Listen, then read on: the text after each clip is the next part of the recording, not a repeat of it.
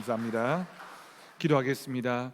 하나님 아버지 감사합니다. 우리 에스더 여전도에 하나님 앞에 아름다운 찬양 올려드렸습니다. 그 마음의 중심, 그리고 함께 모여 하나님을 예배하고 친교하며 교제하며 또 주님의 복음을 전하는 일에 한 마음이 되어지는 우리 귀한 여전도회가 되게 하여 주옵소서.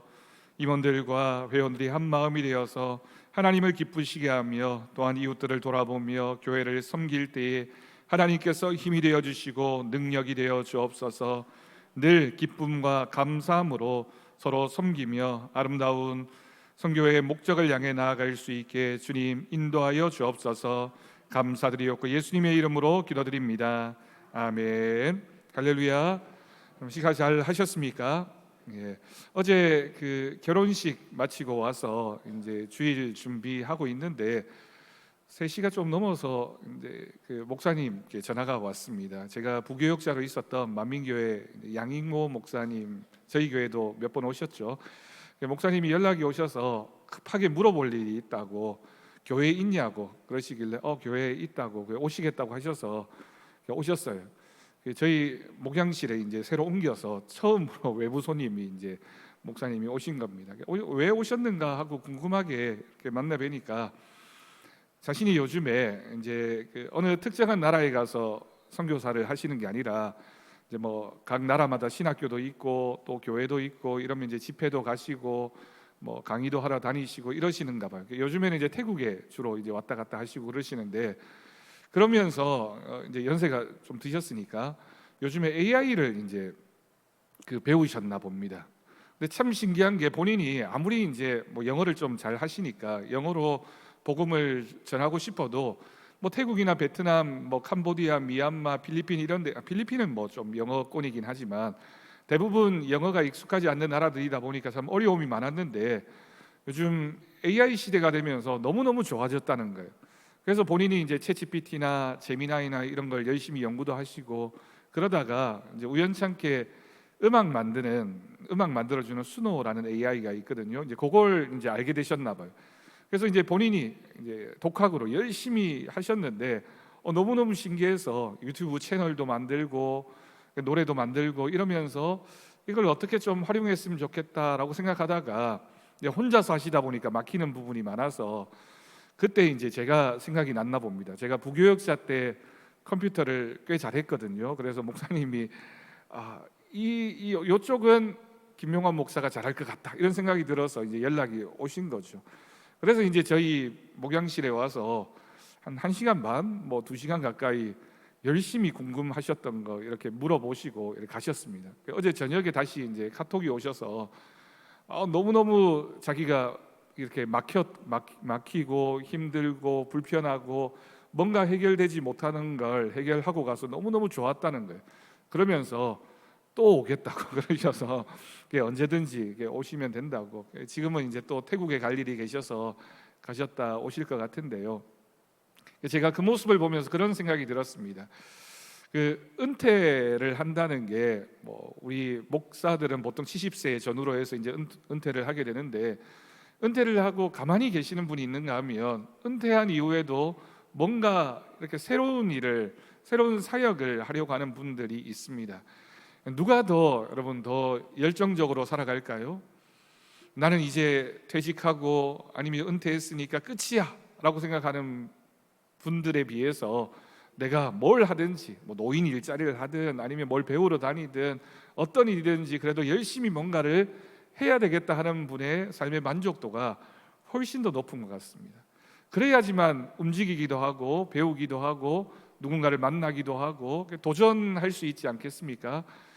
변화한다라고 하는 건 인간이 죽을 때까지 우리가 하나님이 주신 어떤 사명이라고도 볼 수 있겠죠. 특히 우리가 믿음 안에서 변화해 가는 것, 내가 고정되어져 있지 않고 고인물이지 않고 하나님이 원하시는 것을 내가 끝까지 감당하겠다라는 마음으로, 물론 모양이랑 형태는 달라지겠지만 그런 마음으로 늘 변화해 가는 우리 교회 성도님들이 되었으면 좋겠습니다.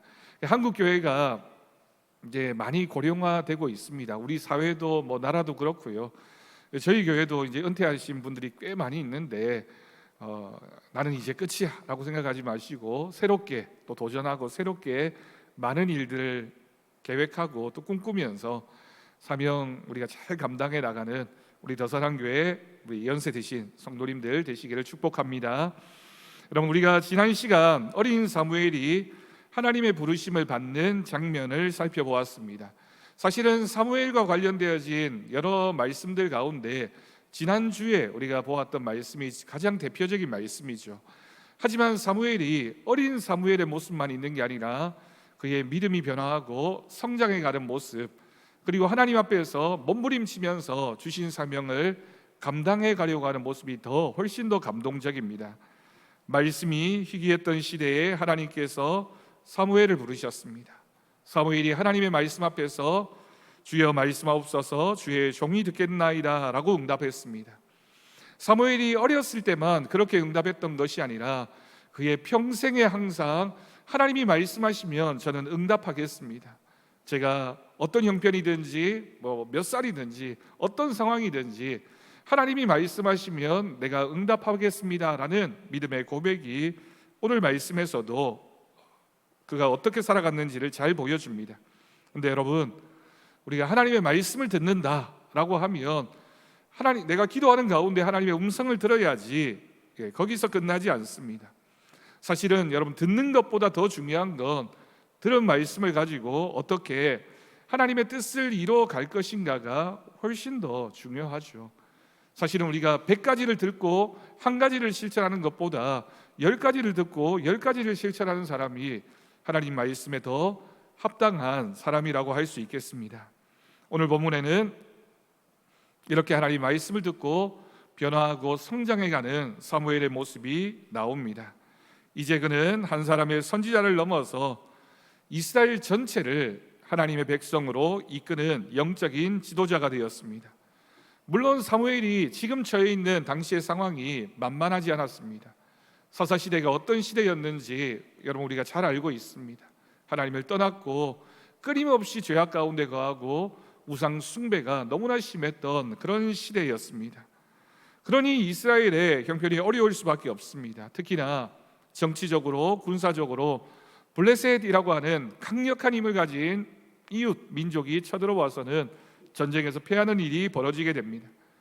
그러다가 이제 엘리 제사장 때 홈리와 비느하스에 의해서 하나님의 언약궤까지 그 전쟁터에 가지고 나갔다가 뺏기게 됩니다. 하나님의 제사장인 홈리와 비느하스는 죽었고 그 소식을 전해들은 엘리 제사장도 죽었습니다. 언약궤는 이후에 여러 과정을 거쳐서 다시 이스라엘로 돌아왔지만 언약궤가 돌아오고 나서 이스라엘 백성들의 삶은 별로 달라지지 않았습니다. 그런데 여러분, 사무엘상 7장 2절 말씀을 보면 정말 중요한 그리고 놀라운 상황이 벌어지게 됩니다. 사무엘상 7장 2절입니다. 이스라엘 온 족속이 여호와를 사모하니라. 괴가 기란 여아림에 들어간 날부터 20년 동안 오래 있었는데 이스라엘 백성들이 여호와를 사모했다라고 기록하고 있습니다. 잊어버렸던, 그리고 잊은 채 살아가고 있었던 하나님을 그리워하기 시작했습니다. 여러분, 왜 이런 일이 일어날 수 있었을까요? 이때 사무엘이 등장하게 됩니다. 그리고 무너진 이스라엘을 다시 하나님께 돌이키기 시작합니다.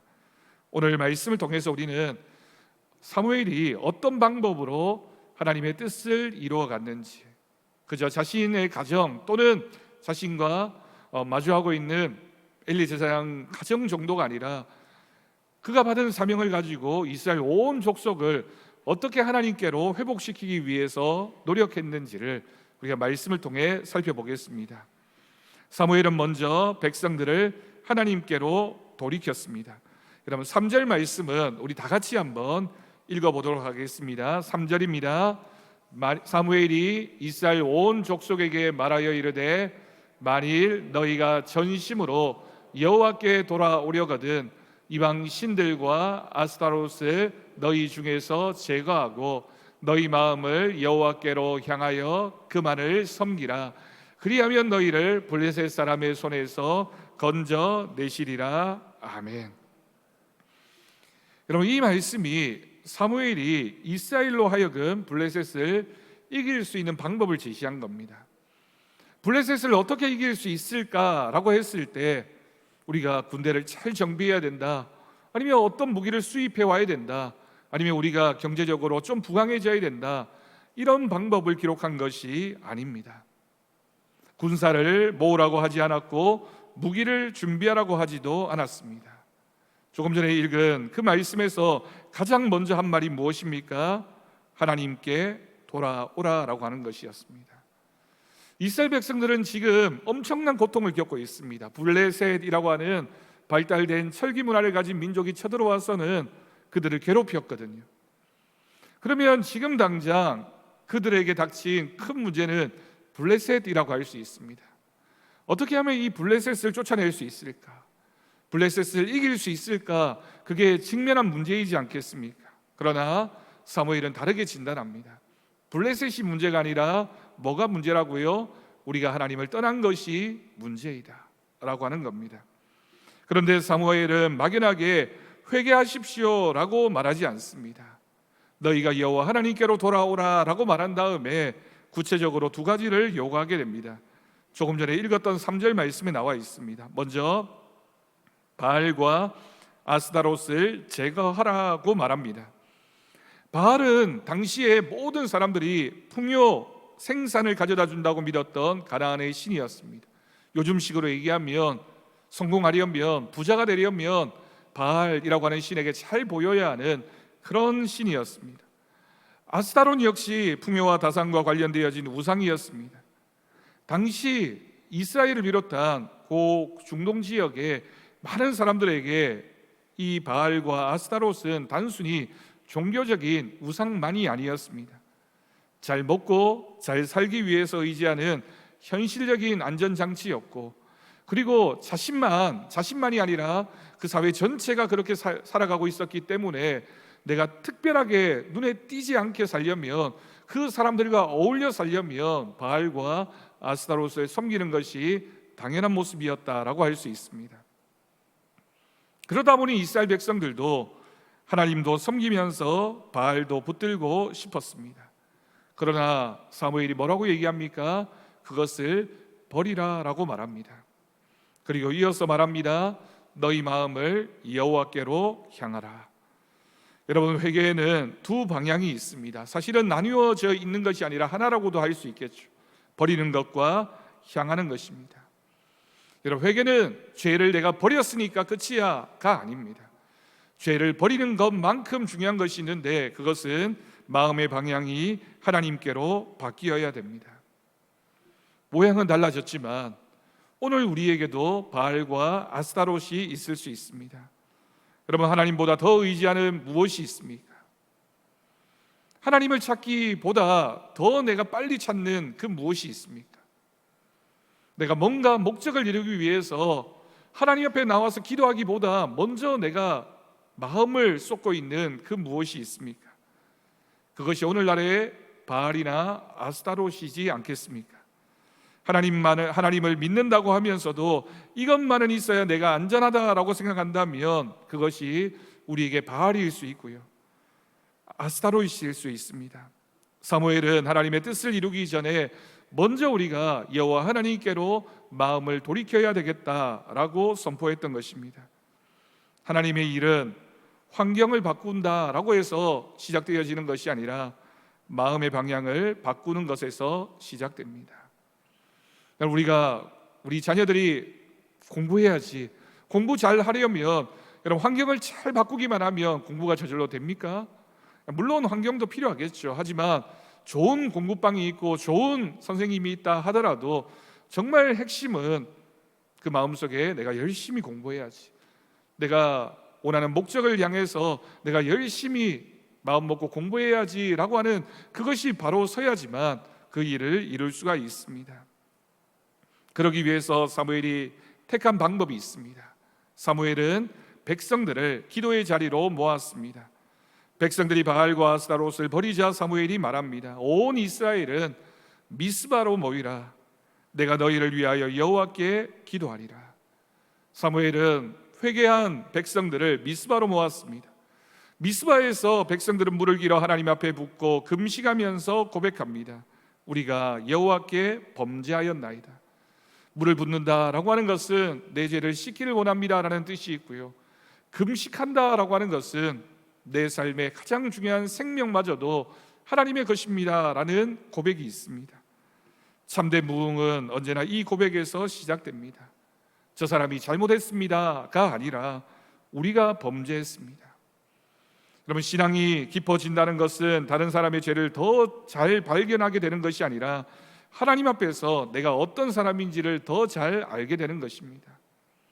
우리가 신앙생활을 오래 하다 보면, 또 내가 교회 안에서 어떤 직분이 오래되다 보면 다른 사람의 잘못이나 다른 사람의 허물은 잘 발견해내는데, 정작 자신이 하나님 앞에 뭐가 부족한지, 내가 어떤 잘못을 저지르고 살아가고 있는지를 모르는 사람들이 얼마나 많은지 모릅니다. 그런데 블레셋 사람들이 이스라엘이 미스바에 모였다는 소식을 듣게 됩니다. 이스라엘이 한 군데 모였다, 그것도 전쟁을 위해서 모인 것이 아니라 기도하기 위해서 모였다라고 하는 것은 블레셋의 입장에서는 정말 좋은 기회였습니다. 이스라엘 백성이 한 곳에 모여 있으니 공격하기가 쉬웠습니다. 그것도 무기를 준비해서 모인 것이 아니라 기도하기 위해서 모였으니 무방비한 상태라고 할 수 있습니다. 블레셋 군대가 올라온다는 소식을 듣자 이스라엘은 두려워했습니다. 여기서 흥미로운 점이 있습니다.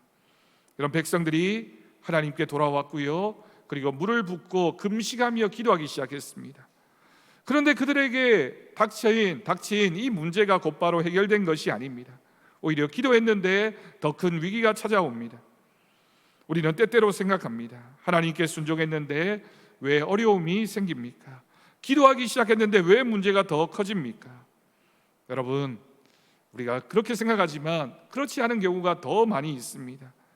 오히려 하나님께서는 그 과정을 통해 우리가 누구를 의지하고 있는가를 드러내십니다. 백성들은 사무엘에게 부탁합니다. 당신은 우리를 위하여 우리 하나님 여호와께 쉬지 말고 부르짖어 우리를 블레셋 사람들의 손에서 구원하시게 하소서. 사무엘은 어린 양 하나를 가져다가 온전한 번제로 하나님께 드리고 이스라엘을 위해 부르짖었습니다. 그리고 성경은 그 모든 일의 결국이 어떠했는지를 짧게 기록합니다. 여호와께서 응답하셨더라. 이스라엘 백성들이 하나님을 찾았고 하나님께 모든 문제 해결 방법이 있다는 것을 믿고 우리를 위하여 기도해 달라고 사무엘에게 요청했을 때 여호와 하나님께서 응답하셨습니다. 사무엘도 그 장면을 보았겠죠. 그래서 사무엘이 고백합니다. 나는 이 나라를 위해서, 이 민족을 위해서 기도하기를 쉬는 죄를 범하지 않겠다. 내가 기도하지 않으면 이 나라를 지킬 수 없다. 내가 기도하지 않으면 우리 민족을 지킬 수 없다라는 고백이 있었습니다. 이처럼 사무엘이 하나님의 뜻을 이루어가는 두 번째 방법은 기도였습니다. 지도력이 뛰어나서 여러분, 좋은 대통령이 등장해서 또는 우리나라 경제가 잘 돌아가서 우리가 구원받는 것 아닙니다. 물론 생활에는 필요하고 우리의 삶이 풍족해지는 것은 누구나 바라는 것이겠죠. 여러분, 정말 우리의 구원은 여호와 하나님께 있습니다. 하나님이 우리와 함께 하실 때 우리에게 진정한 구원이 주어짐을 믿습니다. 그리고 사무엘은 하나님께서 싸우시도록 맡겼습니다. 블레셋 사람들이 이스라엘을 공격하기 위해 가까이 왔습니다. 그런데 놀라운 일이 벌어집니다. 오늘 본문 10절을 보십시오. 그날에 여호와께서 블레셋 사람에게 큰 우레를 발하여 그들을 어지럽게 하시니 그들이 이스라엘 앞에 패한지라라고 기록하고 있습니다. 이스라엘이 어떻게 승리했다고요? 군사력을 통해서 승리했습니까? 사무엘이 놀라운 전략을 세웠기 때문입니까? 하나님께서 큰 우레를 발하셨습니다. 이스라엘이 하나님께 돌아오고 기대하기 시작했을 때 하나님께서 친히 싸우셨습니다. 우리가 마주하고 있는 블레셋과 같은 문제들, 내가 무엇을 해야 하는가? 물론 우리가 해야 할 책임도 있겠죠. 그러나 믿음의 사람에게 더 중요한 질문이 있습니다. 하나님께서 일하실 자리를 내어드리고 있는가? 사무엘이 한 일은 매우 분명합니다. 우상을 버리고 백성들을 하나님께 돌이켰고 기도했습니다. 그리고 결국 하나님께서 싸우실 수 있도록 맡겼습니다. 물론 여러분, 신앙은 아무것도 하지 않는 것이 아닙니다. 내가 해야 할 일을 하면서도 최종적인 승리는 하나님께서 주신다는 사실을 믿어야 합니다. 어떤 배가 거센 폭풍을 만났다고 여러분 생각해 보십시오. 선원들이 끊임없이 밀려드는 물을 열심히 배 밖으로 물을 퍼냅니다. 돛을 정리합니다. 할 수 있는 모든 일을 하고 있습니다. 여러분, 결국 그 바람과 파도를 잠잠하게 하는 것은 하나님만이 하실 수 있습니다. 내가 지금 당장의 문제를 위해서 노력하고 애를 써야 하겠지만 결국 이 모든 일을 하시는 분은 하나님이신 줄 믿습니다. 그리고 오늘 말씀의 마지막 부분에서 사무엘은 하나님의 은혜를 기억하게 했습니다. 여러 번 우리가 함께 말씀을 나누었지만 믿음은 기억하는 것에서 출발합니다. 전쟁이 끝난 후 사무엘은 돌 하나를 가져다가 미스바와 센 사이에 세웠습니다. 그리고 그 돌의 이름을 에벤에셀이라고 부릅니다. 여호와께서 여기까지 우리를 도우셨다. 여러분, 이런 위대한 승리라면 사무엘이 내가 이 전쟁에서 이기게 하지 않았느냐, 내 업적이라고 주장할 수 있지 않겠습니까? 근데 사무엘은 내가 기도해서 이겼다, 내 지도력 때문에 나라가 회복되었다 말하지 않았습니다. 돌 하나를 세우고 온 백성들의 시선을 하나님께 돌리게 했습니다. 하나님께서 하셨습니다. 이 돌을 보십시오. 하나님이 하셨습니다. 하나님이 우리의 도움의 돌이십니다. 하나님께서 여기까지 우리를 도우셨습니다 라는 고백이 사무엘의 위대한 믿음의 고백의 결론이었습니다. 여러분, 우리가 어려울 때 간절히 기도합니다. 그런데 정말 그 문제가 해결되어졌을 때 우리는 어떻게 반응합니까? 그래서 우리에게도 에벤에셀이 필요합니다. 지나온 삶을 돌아보면 그때는 정말 끝인 줄 알았는데 하나님께서 지나가게 하셨구나 싶은 순간들이 있습니다. 질병의 시간, 경제적인 어려움, 자녀 때문에 마음 졸이던 시간도 우리가 다 지나서 오늘 우리가 이렇게 앉아 있습니다. 돌아보면 우리의 능력으로 여기까지 온 것이 아닙니다. 하나님께서 여기까지 우리를 도우셨습니다. 여러분, 그리고 이 에벤에셀은 또 다른 하나의 의미를 우리에게 들려줍니다. 여기까지 도우신 하나님은 앞으로도 이후로도 여전히 우리를 인도하실 하나님이라는 것입니다. 과거의 은혜를 기억하는 사람은 지금 내가 어떻게 은혜로 서 있기에 앞으로도 하나님께서 나에게 은혜를 주신다라는 확신을 가지고 하나님 앞에 나아갈 수 있습니다. 오늘 사무엘이 하나님의 뜻을 이루어가는 방법 우리가 기억할 수 있길 바랍니다. 우상을 버리고 하나님께로 돌아왔고 그들을 기도의 자리로 모았습니다. 위기가 찾아왔을 때 하나님 앞에 부르짖어 기도했습니다.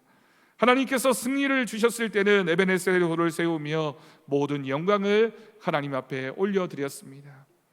우리의 가정에, 우리 삶에 반복되어지고 있는 모든 악순환의 고리를 끊기 위해서는 오늘 말씀에 기록되어진 이 방법밖에 없습니다. 회개하고 기도하고 하나님께 맡기고 은혜를 기억하기를 바랍니다. 이것이 바로 하나님의 방법이었습니다. 오늘 우리의 삶에 블레셋이 찾아올 때 에벤에셀의 하나님 여호와께서 여기까지 우리를 도우실 수 있도록 우리도 사무엘처럼 하나님의 방법을 고백하며 하나님의 방법대로 살아가는 우리 더사랑교회 모든 성도들이 되기를 주님의 이름으로 축원합니다. 기도하겠습니다. 하나님보다 더 의지하고 붙들고 있는 우리의 바알과 아스타로스를 내려놓고 마음을 온전히 하나님께 향하게 하여 주옵소서. 문제 앞에서 인간적인 방법만 찾지 않고 사무엘처럼 먼저 기도의 자리를 지키며 하나님께서 일하실 자리를 내어드리게 하여 주옵소서. 지금까지 우리 가정과 교회와 삶을 인도하신 에벤에셀의 은혜를 기억하게 하시고 앞으로의 길도 하나님께 맡기게 하여 주옵소서. 우리 주 예수님의 이름으로 기도드립니다. 아멘. 우리 406장